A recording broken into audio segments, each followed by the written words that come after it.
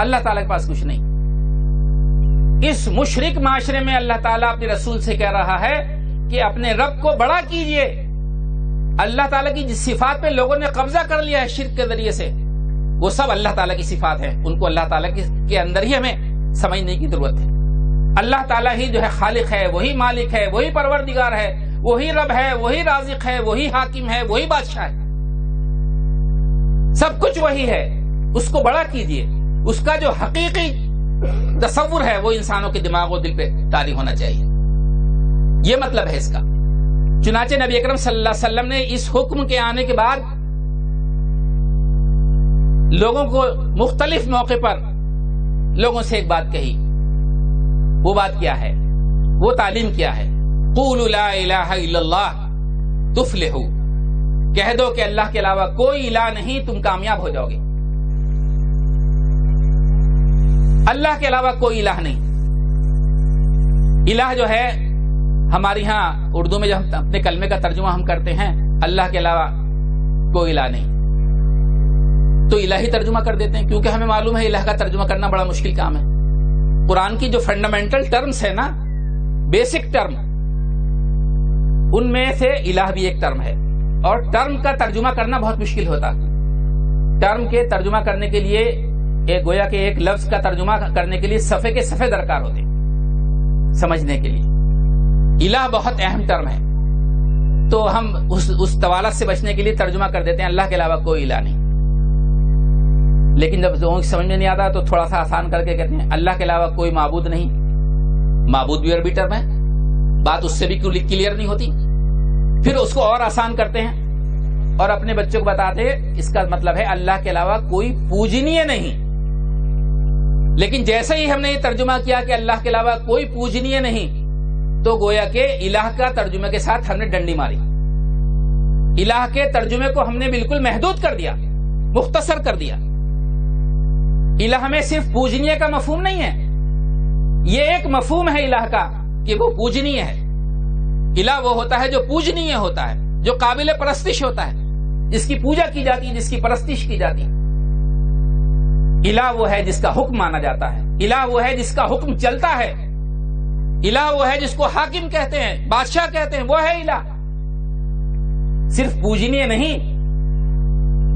لیکن جب ہم اس پوجنیہ ترجمہ کرتے ہیں تو مطلب بہت محدود ہو جاتا. اللہ کے رسول نے جب یہ فرمایا قولوا لا الہ الا اللہ تفلحوا، کہہ دو کہ اللہ کے علاوہ کوئی الہ نہیں تم کامیاب ہو جاؤ گے، اس کا مطلب یہ ہے کہہ دو کہ اللہ کے علاوہ کوئی قابل پرستش نہیں، کہہ دو کہ اللہ کے علاوہ کسی کی اطاعت نہیں ہوگی، کہہ دو کہ اللہ کے علاوہ کوئی حاکم اور بادشاہ نہیں. یہی وجہ تو ہے کہ جب آپ نے یہ کلمہ کہا قولوا لا الہ الا اللہ تفلحوا، تو جس نے مانا اس نے بھی خوب سوچ سمجھ کے مانا، اور جس نے انکار کیا اس نے بھی خوب سوچ سمجھ کے انکار کیا. ہمارا ہندوستانی معاشرے میں جو مان رہے ہیں ان کو بھی پتا نہیں، اور جو انکار کر رہے ہیں ان کو بھی پتا نہیں. لیکن جو مکہ کا معاشرہ تھا تو جو انکار کرتا تھا وہ بھی سمجھتا تھا کہ اس کا مطلب کیا ہے، خوب سوچ سمجھ کے انکار کرتا تھا. اور جو مانتا تھا وہ بھی خوب سوچ سمجھ کے مانتا تھا. ہم چونکہ عربی نہیں جانتے اس لیے جو ہے ہم ایک ٹریڈیشن ہے، ایک روایت بن گئی. ابو جہل کہا کرتا تھا کہ میں جانتا ہوں کہ محمد صلی اللہ علیہ وسلم اللہ کے سچے رسول ہیں، میں جانتا ہوں. لیکن آپ سوچتے ہیں پھر اس نے اسلام کو کیوں قبول نہیں کیا؟ ابو جہل اللہ کے رسول کے دشمنوں میں بہت بڑا دشمن ہے. حضور نے فرمایا ہر امت کا ایک فرعون ہوتا ہے اور میری امت کا فرعون ابو جہل ہے. ابو جہل کہتا تھا میں جانتا ہوں کہ محمد سچے ہیں، لیکن اگر میں نے محمد کا کلمہ مان لیا، جس کلمے کی طرف محمد بلا رہے ہیں صلی اللہ علیہ وسلم، اگر میں نے اس کو تسلیم کر لیا تو میں اور بلال دونوں برابر ہو جائیں گے. ابھی تو میں سردار ہوں نا، میرا حکم چلتا ہے. ابھی میں سردار ہوں، میرا حکم چلتا ہے، میری چودراہٹ قائم ہے. لیکن جب میں محمد صلی اللہ علیہ وسلم کو اللہ کا رسول مان لوں گا تو پھر میری سرداری ختم ہو جائے گی، پھر میں اور بلال دونوں برابر ہو جائیں گے. اب بلال کون ہے؟ غلام ہے. بلال حبشی ہے، کالا کلوٹا ہے، جس کی کوئی وقت نہیں تھی ان کے سماج میں.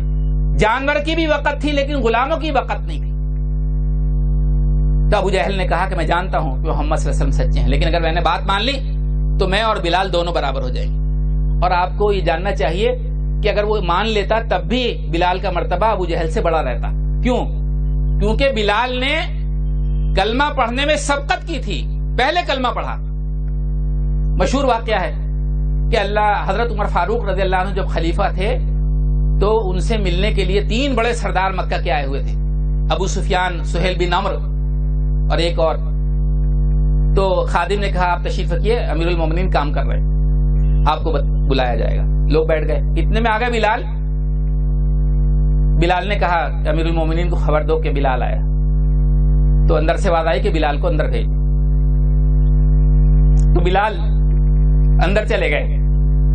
یہ سردار آپس میں کہنے لگے کہ دیکھو بلال کو اندر بلا لیا گیا اور ہم یہاں بیٹھے انتظار کر رہے ہیں. تو ایک دوسرے سردار نے کہا کہ بلال نے جو ہے اسلام قبول کرنے میں سبقت کی تھی، اس کو مقدم رکھا گیا، اور ہم نے اسلام قبول کرنے میں دیری کی تھی، ہمیں مؤخر کر دیا گیا. تو بہرحال عمر فاروق بلال کو سیدنا بلال کہتے تھے، اے ہمارے سردار بلال.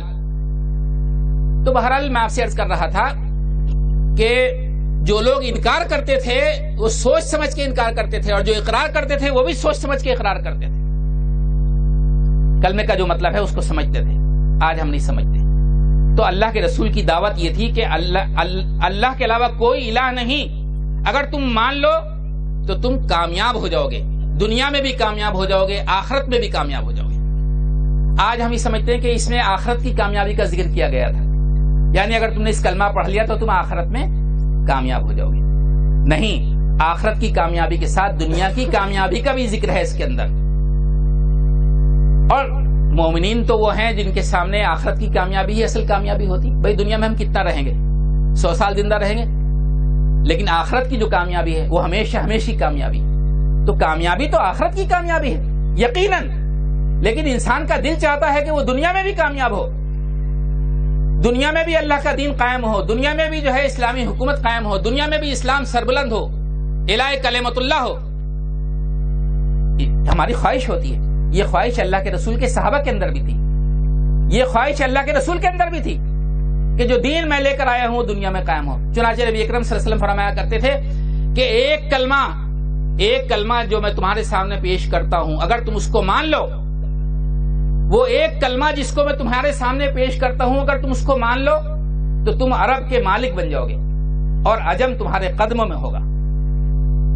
پوری دنیا کو عرب کے لوگ بانٹتے تھے، عرب اور عجم، یعنی جو عرب ملک نہیں تھا اس کے علاوہ جو کچھ دنیا تھی پوری وہ عجم تھا. حضور نے فرمایا میں ایک کلمہ پیش کرتا ہوں، اگر مان لو تو عرب کے مالک بن جاؤ گے اور عجم تمہارے قدموں میں ہوگا. ایک اور روایت میں آتا ہے کہ اللہ کے رسول صلی اللہ علیہ وسلم فرمایا کرتے تھے کہ جو دین لے کر میں آیا ہوں یہ دین دنیا میں غالب ہو کر رہے گا، یہاں تک کہ ایک بوڑھی عورت ثنا سے حضر موت تک سونا اچھالتے ہوئے سفر کرے گی اور خدا کے علاوہ اس کو کوئی ڈر نہیں ہوگا. ایسا دین قائم ہوگا، ایسا امن قائم ہوگا کہ ایک بوڑھی تنے تنہا عورت سونا اچھالتی بھی جائے گی، کوئی اس کو لوٹے گا نہیں، کوئی ڈر اس کو نہیں ہوگا. یہ دین قائم ہوگا. ایک موقع پر سرداران قریش اللہ کے رسول کے پاس آئے کہ حضرت ابو طالب کے پاس آئے کہ اپنے بھتیجے کو ذرا سمجھاؤ، یہ بہت شان میں گستاخیاں کر رہا، ہمارے معبودوں کی شان میں گستاخیاں کرتا ہے، ہمارے جو ہے سرداروں کی شان میں گستاخیاں، ان کو سمجھاؤ. تو ابو طالب نے اللہ کے رسول صلی اللہ علیہ وسلم کو بلایا اور کہا یہ سردار لوگ آئیں، ذرا ان کی بات سن لو. تو اللہ کے رسول صلی اللہ علیہ وسلم فرمایا کہ یہ سردار اگر میرے ایک ہاتھ پہ چاند اور دوسرے ہاتھ پہ سورج رکھ دیں تب بھی میں اپنی بات سے باز آنے والا نہیں ہوں. یا تو اللہ کا دین دنیا میں غالب ہوگا یا اس راستے میں میری جان چلی جائے گی. کہیں رکنا نہیں ہے. جو دین لے کر میں آیا ہوں اس کو وہ غالب ہوگا دنیا کے اندر. یعنی جو چیز ناممکن ہے اگر یہ اس کو ممکن کر دیں، ایک ہاتھ پہ چاند اور دوسرے ہاتھ پہ سورج، یہ ناممکنات میں سے ہے، لیکن اگر یہ ممکن کر دیں تب بھی میں باز نہیں آؤں گا اپنی بات سے. یا تو اس راستے میں میری جان چلی جائے گی یا اللہ تعالیٰ کا دین دنیا میں غالب ہوگا. تو اللہ کے رسول صلی اللہ علیہ وسلم فرمایا کرتے ہیں قولوا لا الہ الا اللہ تفلحوا، کہہ دو کہ اللہ کے علاوہ کوئی الہ نہیں، تم کامیاب ہو جاؤ گے، دنیا میں بھی آخرت میں بھی کامیابی تمہارے قدم چومے گی. آج ہمارے یہاں جو ماحول بنا ہوا ہے اس میں ہم دنیاوی کامیابی کا ذکر نہیں کرتے، کیونکہ دنیاوی کامیابی کو جو ذکر کرتے ہیں تو پھر تھوڑا سا ٹکراؤ شروع ہوتا. بات آپ آسمان کے اوپر کی کرتے رہیے تو کوئی ٹکراؤ نہیں ہوتا. تو بہرحال اللہ کے رسول صلی اللہ علیہ وسلم نے یہ بات مختلف موقع سے کہی. ایک مجھے بات یاد اور آ رہی ہے. ایک مشہور صحابی ہیں حضرت عدی بن حاتم رضی اللہ عنہ. آپ نے نام سنا ہوگا حاتم تائی کا. ہمارے اردو میں کئی محاورے ہیں حاتم تائی کے نام پر. کوئی شخص بہت کہنا چاہیے فیاض ہوتا ہے, سخی ہوتا ہے, تو لوگ کہتے ہیں حاتم تائی کی قبر پہ لات مار دی. حاتم تائی ایک بہت سخی اور فیاض انسان تھا عرب کا. اس کا پوتا جو ہے عدی, اللہ کے رسول نے اس کے علاقے پر فوج کشی کی تو وہ اپنی بیوی بچوں کو لے کے بھاگ گیا شام کی طرف. اس کی بہن گرفتار ہو گئی, اللہ کے رسول کی خدمت میں لایا گیا. اللہ کے رسول نے اس کو تسلی دی اور کہا کہ کوئی قافلہ شام جائے گا تو ہم تمہیں بھیج دیں گے. چنانچہ ایک قافلہ گیا تو آپ نے اس کی بہن کو بھیج دیا. وہ بہن جب اپنے بھائی کے پاس گئی تو پہلے اس نے اپنی دل کی بھڑاس نکالی, پوری خوب جو کچھ سنانا تھا بھائی کو سنایا. اس کے بعد اس نے کہا عدی تم مدینے جاؤ, محمد صلی اللہ علیہ وسلم سے ملاقات کرو. اگر وہ کوئی بادشاہ ہے تو تم محروم نہیں رہو گے, اور اگر وہ کوئی نبی ہے تو تمہیں سبقت کرنی چاہیے, جلدی کرنی چاہیے, جاؤ. تو بہن کے سمجھانے سے بھائی جو ہے مدینے آیا اور اللہ کے رسول صلی اللہ علیہ وسلم سے ملاقات کی. اللہ کے رسول اس کو اپنے حجرے میں لے گئے. آپ نے اس کے اعزاز کے لیے اپنے حجرے میں چادر بچھائی اپنی, اور چادر پر اس کو بٹھایا, اپنا تکیہ اس کو دیا ٹیک لگانے کے لیے, اور اس کے سامنے آپ صلی اللہ علیہ وسلم تشریف فرما ہوئے.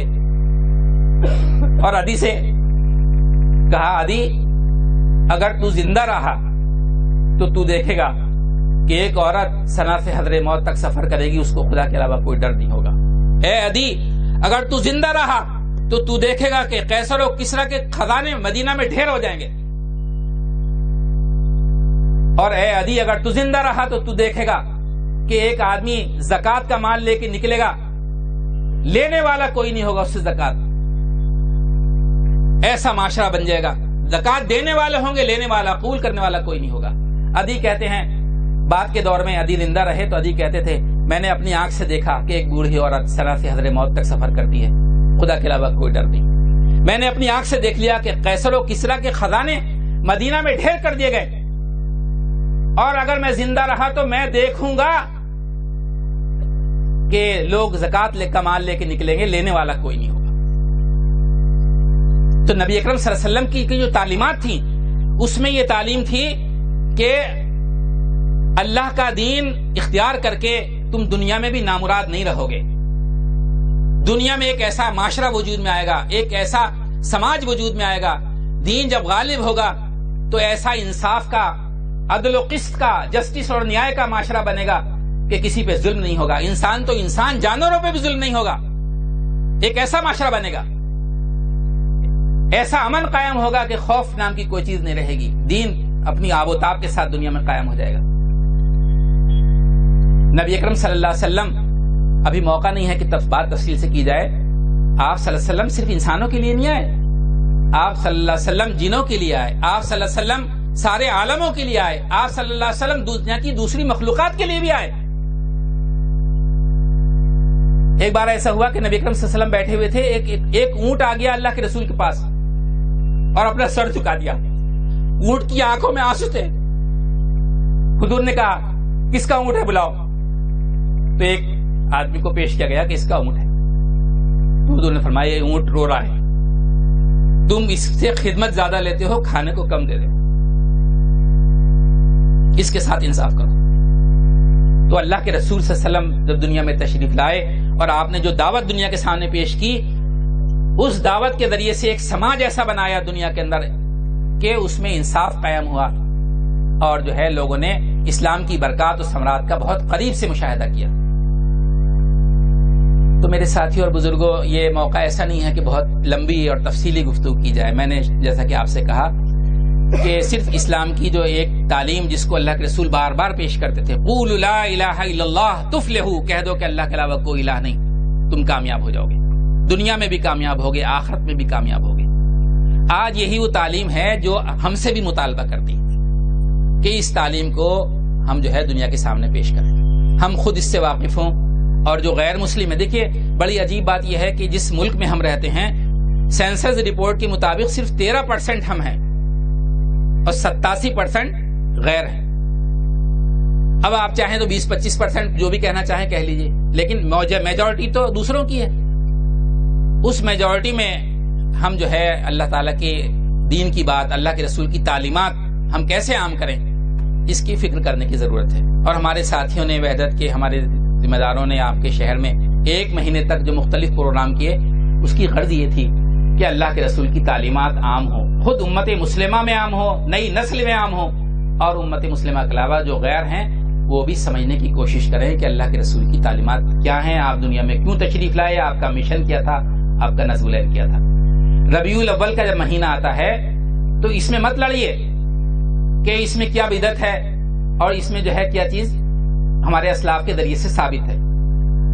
ہمیں زیادہ سوچنے کی ضرورت اس بات کی ہے کہ ہم اس موقع سے جبکہ ایک ماحول بنتا ہے سننے کا، سنانے کا، ہم اللہ کے رسول کی تعلیمات کو، آپ کے مشن کو لوگوں کے سامنے پیش کریں. یہ تو بڑا اچھا موقع ہے، غیر مسلم بھی سننے کے لیے تیار ہے. ابھی ہمارے ساتھیوں نے بتایا رپورٹ میں کہ لوگوں کو کتاب دی گئی، لوگوں نے بہت اکرام کے ساتھ لیا ہے، غیر مسلم بھی سنتے ہیں. اس موقع سے ہمیں فائدہ اٹھانا چاہیے. اس بحث میں مت پڑیے جو ہمارے درمیان جاری ہے. ابھی وہ بحث چل رہی ہے تو اس میں بہت عجیب و غریب سوشل میڈیا نے تو بحث کو گھر گھر تک پہنچا دیا. سوشل میڈیا میں یہ بحث ہو رہی ہے کہ یہ عید ہے، ایک دوسرا کہہ رہا ہے عید کیوں ہے، آج 12 ربیع الاول کے دن تو اللہ کے رسول کی وفات ہوئی تھی. اب لوگ اسی میں لڑ رہے ہیں. کوئی کہہ رہا ہے کہ 12 ربیع الاول کو پیدائش نہیں ہوئی تھی، 12 ربیع الاول کو وفات ہوئی تھی. کوئی کہہ رہا ہے 12 ربیع الاول کو وفات بھی نہیں ہوئی تھی. بس یہی بحث کرنے کا موقع ہے اسی بات کو لے کر.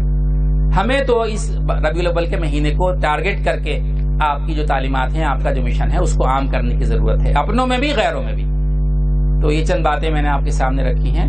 لمبی تقریر کرنے کا موقع نہیں ہے اور بہت گرم ہو رہا ہے پنڈال. میں بھی پسینے میں تقریباً بھیگ چکا ہوں اور آپ کو بھی گرمی لگ رہی ہوگی. کبھی انشاءاللہ موقع ہوگا. اور میں اپنے ساتھیوں سے گزارش کرتا ہوں کہ جس طرح اس سال پروگرام ہوا، آئندہ سال بھی جو ہے مختلف سبجیکٹس بنا کر، مختلف ٹاپکس بنا کر اللہ کے رسول کی تعلیمات کو سب کے سامنے پیش کرنے کی ضرورت ہے. ربنا تقبل منا انک انت السمیع العلیم وتب علینا انک انت التواب الرحیم وآخر دعوانا